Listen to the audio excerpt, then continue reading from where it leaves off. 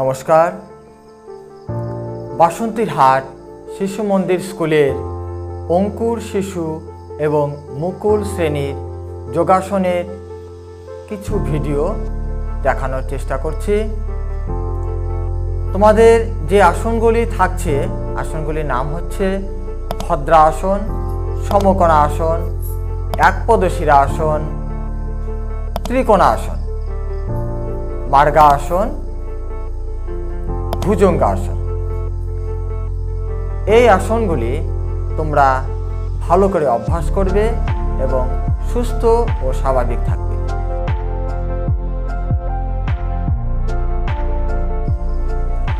প্রথমেই দেখানো হচ্ছে ভদ্রাসন। কিভাবে করবে দেখে নাও। প্রথমে পা লম্বা করে বসতে হবে। পা একদম লম্বা করে বসো। মেরুদণ্ড সোজা রেখে পা লম্বা করে বসতে হবে। এবারে প্রথমে ডান পা ভাঁজ করে দাও। ঠিক। এবারে বা পা ভাঁজ করে দাও।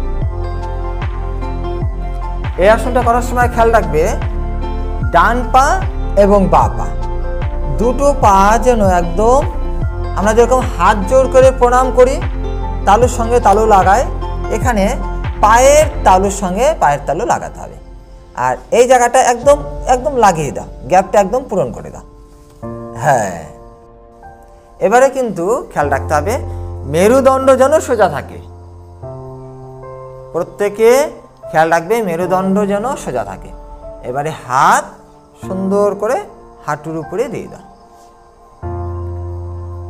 একদম হাঁটু ম্যাটে লেগে থাকবে।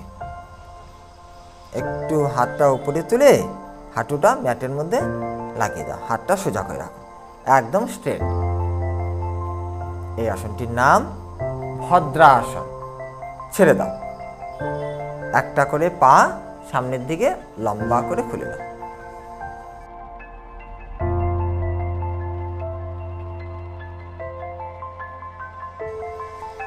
এবারে দেখবে সমকোণা আসন। খুব সুন্দর, এভাবেই করা যায়। হাঁটুর উপরে হাত দিয়ে ডান হাত দিয়ে ডান পা ধরে ডান দিকে নিয়ে আসো। হ্যাঁ, বা হাত দিয়ে বা পা ধরে বা দিকে নিয়ে যাও। এইভাবে করার সময় দেখবে পুরোটা কিন্তু ফাঁকা হচ্ছে না। তখন কি করবে, সামনে কিংবা পেছনে ভর দিয়ে সামনের দিকে এগিয়ে যাবে। একটু দেখে নাও। হ্যাঁ, মেরুদণ্ডটা দেখো একদম সোজা হয়ে গেছে। পাটাকে যদি ঢেকে রাখা যায় মনে হবে ও বাবু হয়ে বসে আছে। এই দিকে খেয়াল রাখবে। পায়ের আঙ্গুলগুলো সামনের দিকে হেলিয়ে দিবা। এবারে সুন্দর করে হাত জোর করে প্রণাম করবে। এই আসনটির নাম সমকোণা আসন, অর্থাৎ এক সমকোণ হয়ে গেছে 90 ডিগ্রি। এদিক দিয়েও 90 ডিগ্রি এবং এই সামনের দিক দিয়েও 90 ডিগ্রি হয়ে গেছে, এবং এই দিক দিয়েও 90 ডিগ্রি এবং পেছন দিক দিয়েও 90 ডিগ্রি। খুব সুন্দর হয়েছে সমকোণা আসন। খুব সুন্দরভাবে করবে। ছেড়ে দাও। হাত হাঁটুর উপরে থাকবে। একটু বডিটাকে লুজ করে এই পা সামনে নিয়ে নাও, আবার বাপাটাও সামনে নিয়ে নাও।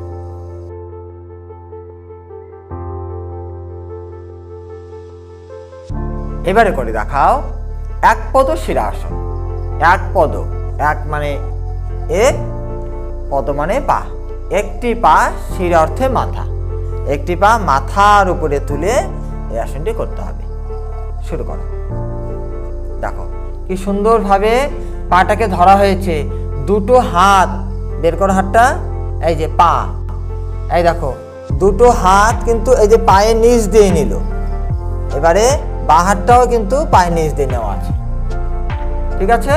এবারে সুন্দর করে মাথাটাকে দেখো পায়ের নিচ দিয়ে ঢুকে গেল। সামনে পা একদম লম্বা করে সুন্দর করে হাত জোর করে প্রণাম, একদম স্ট্রেট। এই আসনটির নাম একপদশিরা আসন। ছেড়ে দাও। একদম সামনে।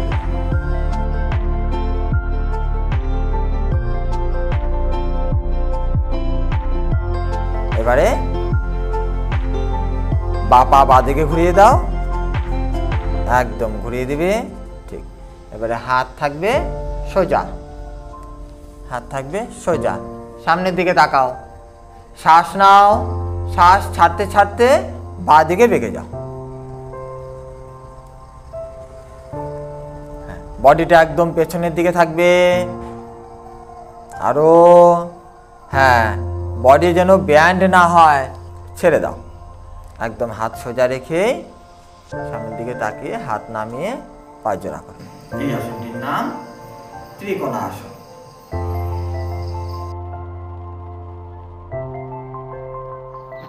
এই আসনটা খেয়াল রাখবে, বাঁ পা দেখো পেছনের দিকে ভাঁজ করতে হচ্ছে, হ্যাঁ, এই হাঁটুটা দূরে দাও, হ্যাঁ। এবারে ডান পা ডান দিকে সরে যাচ্ছে, হ্যাঁ। খেয়াল রাখতে হবে এই বাঁ পায়ের হাঁটু আর ডান পায়ের হাঁটু যেন একটা সরল রেখার মধ্যে থাকে। এবারে বাঁ হাত দিয়ে ধরে ডান হাতের গহ্বর তলায় পাটাকে ঢোকাতে,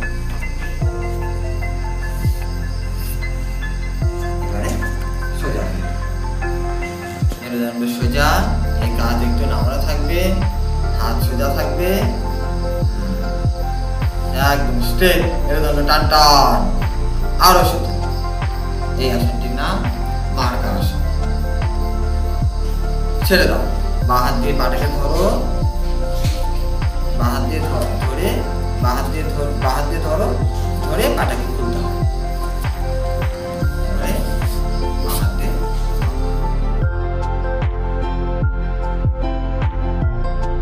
এবারে আমরা চলে যাব ভুজঙ্গাসনে। প্রথমে বজ্রাসনে বসে যাও,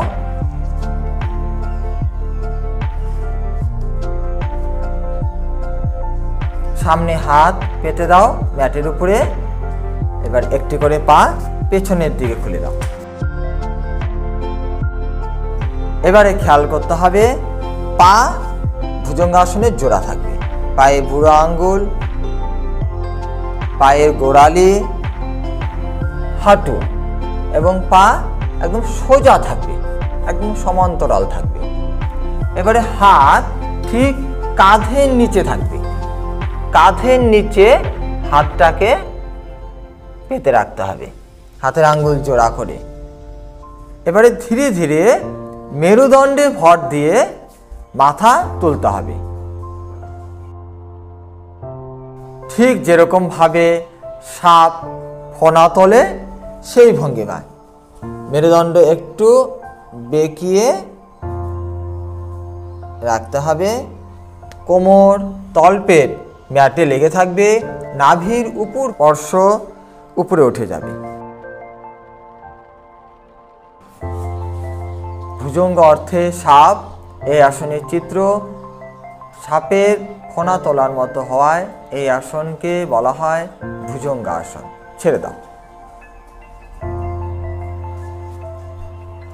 এখন এই ভঙ্গিমায় বিশ্রাম নেবে। যেহেতু উপর হয়ে এই আসনটি করেছে, সেই জন্য এই আসনটি করার পরে এই ভঙ্গিমায় বিশ্রাম নিতে হয়। মাথা ডান দিকে ঘুরিয়ে দাও। প্রত্যেকে এইভাবে অভ্যাস করবে, নিজেও সুস্থ থাকবে এবং অন্যদেরকেও সুস্থ রাখার চেষ্টা করবে। সবাই ভালো থাকবে।